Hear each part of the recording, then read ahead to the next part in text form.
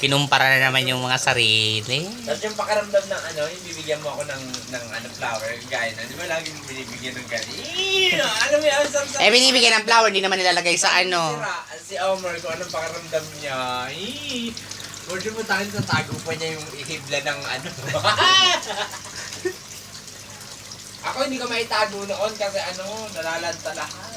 Wala akong paglalagyan. Sabi ko nga sa inyo ang bulaklak nalalanta. Ang pag-ibig walang forever. Mami, ganun pa man, hindi ako ninigilan sa regaluhan ni Yabs ng bulaklak. Ngayon lang yan. Sa susunod wala na yan. Inabot na ng taon. Puro bulaklak na regalo niya. Sabi mo, nagsasayang siya ng pera. How is this? Ala, nagbibideo mo na naman. Hihina mo na naman. It's been a long riding journey. Kunin mo na. Picking up the pieces and walking back into